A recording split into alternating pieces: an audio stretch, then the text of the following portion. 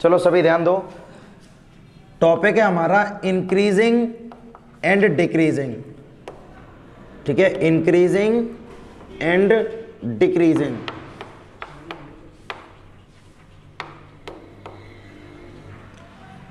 Increasing और decreasing की अगर हम बात करें, ठीक है, तो इंक्रीजिंग और डिक्रीजिंग फंक्शन क्या होते हैं, तो पहले फंक्शन पर सभी फोकस करो। मतलब हम ये कैसे जान पाएंगे कि ये वाला फंक्शन हमारा इंक्रीजिंग है या ये वाला फंक्शन हमारा डिक्रीजिंग है।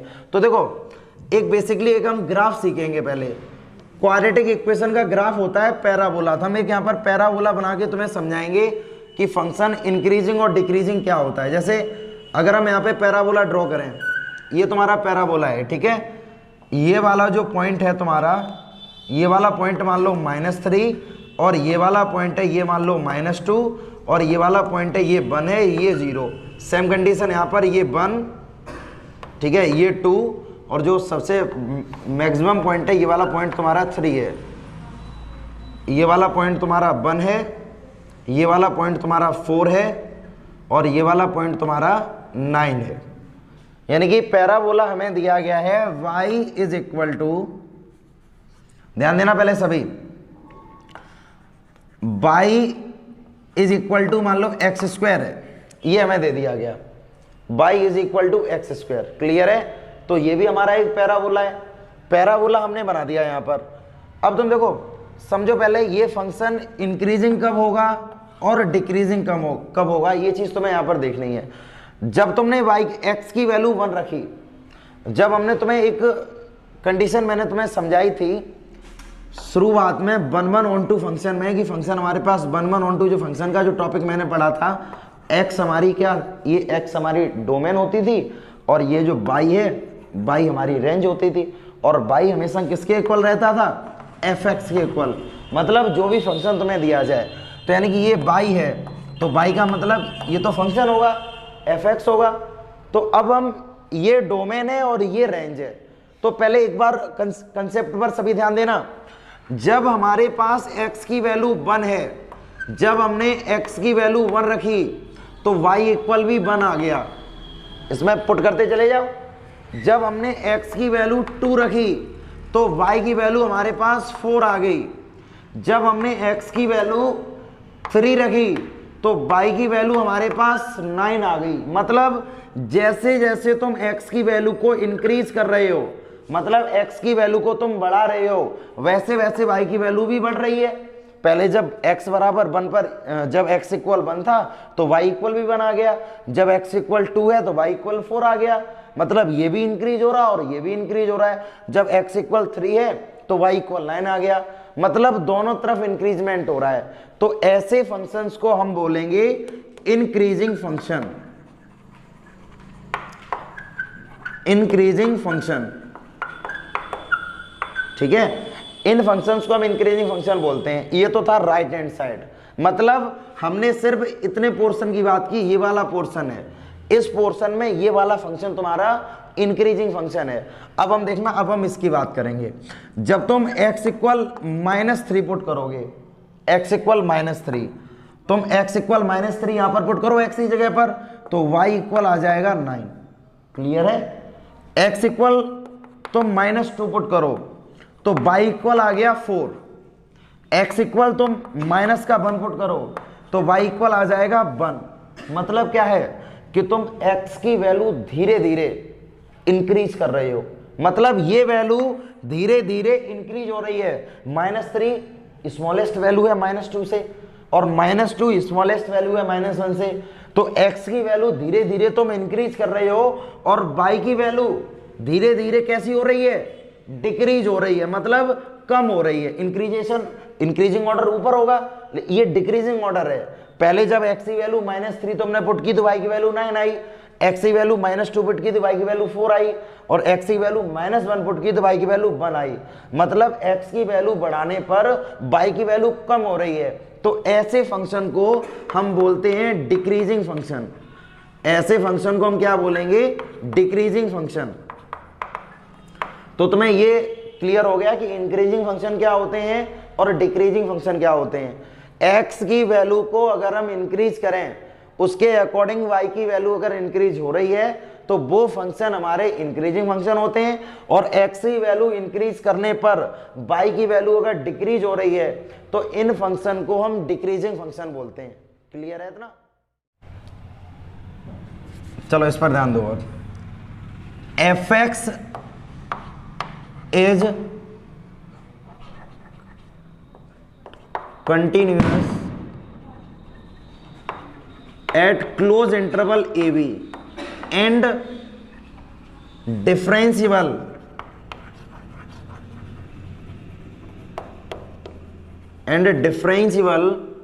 at open interval A, B। समझो पहले इस चीज को। एक फंक्शन है हमारे पास जो कंटिन्यूअस होगा क्लोज इंटरवल A, B, इस पर तो ये कंटिन्यूअस है, और डिफरेंशिएबल होगा ओपन इंटरवल A, B। इस बात का पहले मतलब समझो। जैसे अगर मैं यहां पर एक ग्राफ बना दें, पहले ध्यान देना, तुम्हारे पास ये फंक्शन है। कंटिन्यूअस का मतलब क्या होता है? जब हम लोगों ने कंटिन्यूटी और डिफरेंशियलिटी वाले चैप्टर में कंटिन्यूटी के बारे में समझा था तो मैंने तुम्हें ये बताया था कंटिन्यूअस वो फंक्शन होते हैं जो कहीं पर भी ब्रेक नहीं होते, मतलब टूटते नहीं है। तो ये वाला फंक्शन है, ये मान लो ए बी और सी, ये जो कर्व है ये कर्व कहीं पर भी ब्रेक नहीं हो रहा, टूट नहीं रहा है, तो इसका मतलब ये कर्व तुम्हारा कंटिन्यूअस कर्व है। तो ये कर्व तुम्हारा कंटिन्यूअस है क्लोज इंटरवल A, B पर, लेकिन एट कॉर्नर पॉइंट, कभी भी कॉर्नर पॉइंट पर डिफरेंशिएशन पॉसिबल नहीं होता है। इसीलिए मैंने तुमसे यहां पर ये बता दिया, ये फंक्शन कंटिन्यूअस तो A, B पर हुआ क्लोज इंटरवल। क्लोज इंटरवल का मतलब है A और B दोनों ही तुम्हारी इंक्लूडेड वैल्यू है। मतलब x अगर मान लो x अगर तुम्हारा बिलोंग करेगा, मान लो अगर मैं यहां पर 1,3 ले लें, तो इसका मतलब होता है कि 1, 2 और 3 x की वैल्यू क्या होंगी? 1, 2 और 3 तीनों वैल्यू होंगी x की। लेकिन अगर मैं यहां पर जस्ट ओपन इंटरवल अगर कर दें 1,3, तो x की जो वैल्यू होगी वो सिर्फ 2 होगी। जो x है ना 1 पर सेटिस्फाई होगा ना 3 पर सेटिस्फाई होगा, बिटवीन वैल्यू पर सेटिस्फाई होगा, तो इसका मतलब 2 पर सेटिस्फाई हो जाएगा। सेम कंडीशन यहां पर है, जो फंक्शन तुम्हारा है वो कंटिन्यूअस A, B पर तो है, लेकिन डिफरेंशिएबल जो फंक्शन डिफरेंशिएबल होगा वो कॉर्नर पॉइंट पर नहीं होगा, कहीं बीच पर कहीं कहीं डिफरेंशिएबल पॉसिबल होगा, और होगा ये श्योर है। उसका रीजन है all the continuous function are differentiable. जितने भी कंटिन्यूअस फंक्शन होते हैं वो सभी कैसे होते हैं? डिफरेंशिएबल होते हैं। ठीक है, इतना करने के बाद then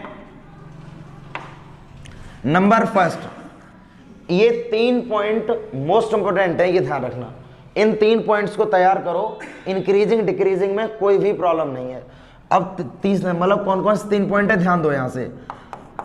F dash X is greater than 0, F dash X is greater than 0, ठीक है, व्हेन, ठीक है, x belongs to A, B, then function is increasing.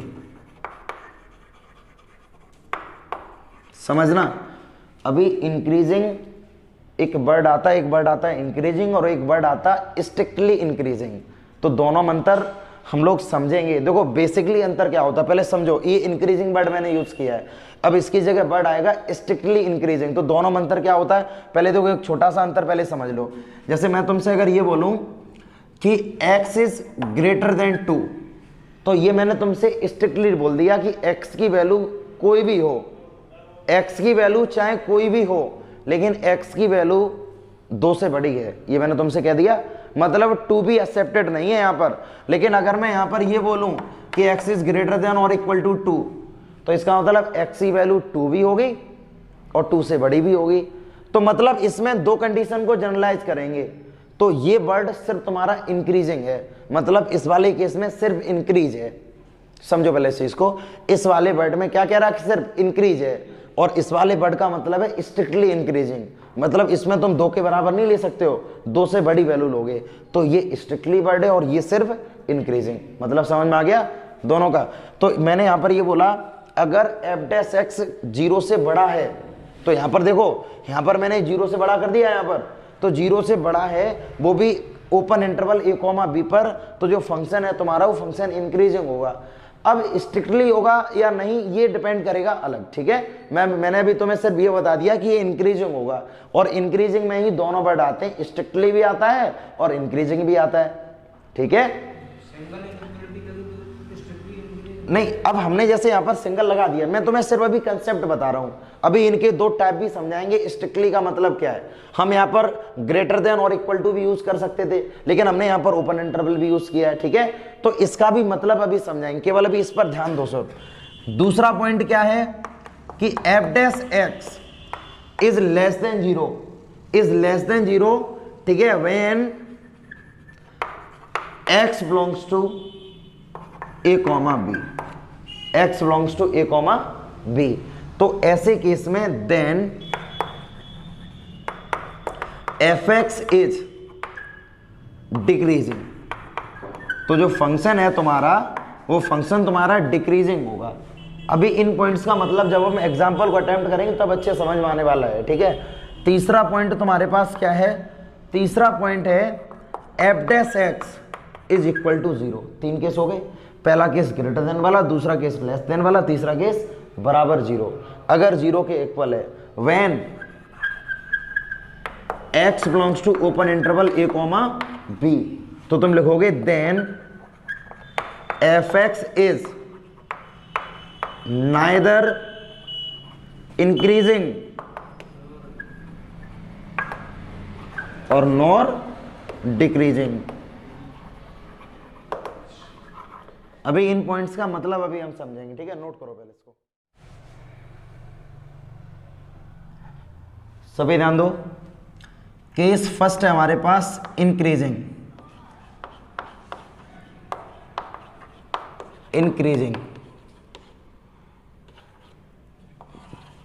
Increasing में भी पहला टॉपिक हमारे पास इंक्रीजिंग है। तो इंक्रीजिंग के भी दो केस जनरलाइज होंगे। पहला केस तुम्हारा होगा स्ट्रिक्टली इंक्रीजिंग और दूसरा केस तुम्हारा होगा इंक्रीजिंग, ठीक है। तो देखो यहां से, यानी कि फर्स्ट केस फर्स्ट अगर हम केवल इंक्रीजिंग फंक्शन का लें, इंक्रीजिंग, तो इंक्रीजिंग का मतलब क्या है पहले समझो इसको। जैसे हमने यहां पर ये बोल दिया तुमसे कि तुम्हारे पास एफ एक्स एक फंक्शन है, ठीक है, एफ एक्स एक फंक्शन है, F X is continuous at close interval A comma B. मान लो ये चीज हमने तुम्हें गिवन कर दी, and differential open interval A comma B, ये चीज तुम्हें गिवन कर दी। अब इंक्रीजिंग का मतलब क्या होता है, इंक्रीजिंग का मतलब पहले समझो। जैसे हमने यहां पर ये बोला x1, समझना, ये केस देख लो, इस केस के अकॉर्डिंग ही हम लोग मूवमेंट करेंगे। x1 इज ग्रेटर देन और equal to x2, x1 is greater than और इक्वल टू x2, ठीक है। तो अब जब तुम इसको आगे सॉल्व करोगे तो इसका मतलब ये हो जाएगा, तुम यहां पर लिख दोगे F x1 is greater than और इक्वल टू एफ x2, ठीक है, where x belongs to O close interval A comma B. समझो पहले इस चीज को, ये तुम्हारा इंक्रीजिंग का केस है, ये वाला केस तुम्हारा इंक्रीजिंग का केस होगा। अगर एफ x1 ग्रेटर देन और इक्वल टू एफ x2 के बराबर अगर है, ये इससे अगर बड़ा है, तो ये फंक्शन तुम्हारा इंक्रीजिंग फंक्शन होगा। मतलब या इसके रिवर्स मूवमेंट कर लो, x2 is greater than equal to x1, ये भी तो केस जनरलाइज हो सकता है। हमने इसमें x1 को बड़ा दिखा दिया, इसमें हो सकता है x2 भी बड़ा हो, मतलब इसके भी दो केस हो सकते हैं, या x2 ग्रेटर देन और इक्वल टू x1, तो इसका मतलब फंक्शन जो है x2 फंक्शन है वो ग्रेटर देन और इक्वल टू हो जाएगा x1 के। तो इसका मतलब ये भी केस हो जाएगा x belongs to close interval a comma B. Condition तो ये भी पॉसिबल है, मतलब a कॉमा बी का मतलब है एक पार्टिकुलर लिमिट दी जाएगी क्वेश्चन में तुम्हें, उस पर हम ये चेक करेंगे। फिलहाल हमने यहाँ पर लिमिट एक मान ली है, क्योंकि फंक्शन को अज्यूम कर रहे हैं तो लिमिट भी हमने अज्यूम कर ली। तो ऐसे केस को हम लोग बोलेंगे इंक्रीजिंग फंक्शन। अगर हम डिक्रीजिंग स्ट्रिक्टली इंक्रीजिंग की बात करें, केस सेकंड,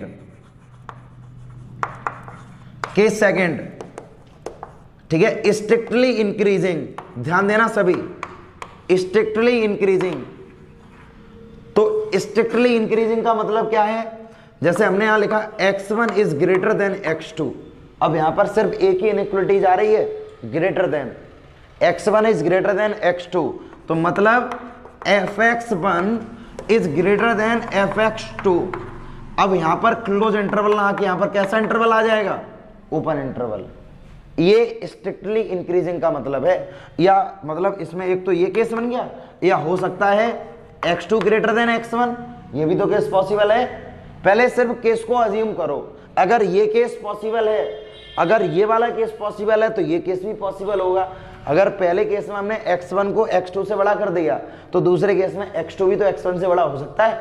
तो इस वाले केस में भी यहां पर तुम लिख दोगे fx2 ग्रेटर देन fx1। तो ये वाली जो सिचुएशन है जिन पर हम ये ब्रैकेट लगा रहे हैं, इन सिचुएशंस को तुम्हें प्रूफ करना होगा, और यही प्रूफ करने से तुम बोल सकते हो कि फंक्शन तुम्हारा इंक्रीजिंग है या स्ट्रिक्टली इंक्रीजिंग है। तो यहां पर ही तुम बोल दोगे x belongs to a, b। समझ में आ गया? मतलब इंक्रीजिंग और स्ट्रिक्टली इंक्रीजिंग का मतलब क्या होता है, बताओ? कोई डाउट हो यहाँ पर? नोट करो इसको। मतलब एक बात बताओ, मैंने तुम्हें क्या चीज समझाई थी अभी? मतलब कोई भी फंक्शन अगर स्ट्रिक्टली इंक्रीजिंग होगा तो वो a और b पर तो हो ही नहीं सकता है, इसके बीच हम कहीं ना कहीं लाई करेगा। अभी मैं समझाई तुम्हें ये चीज। जैसे मैं अगर तुमसे बोलूं x belongs to close interval a, b, तो इसका मतलब क्या है, x की वैल्यू a भी होगी, b भी होगी और इनके बीच की भी होगी। और अगर मैं यहाँ पर ओपन इंटरवल लगा दूं अगर, तो ओपन इंटरवल का मतलब है a भी होगी और b भी, मतलब a और b तो पॉसिबल ही नहीं है, बिटवीन a और b होनी चाहिए। तो बिटवीन का मतलब क्या होना, बिटवीन का मतलब स्ट्रिक्टली होगा या नहीं होगा ना, मतलब a से बड़ा होगा और b से छोटा होगा, तो कहीं ना कहीं लाई कर जाएगा। ठीक है, नोट।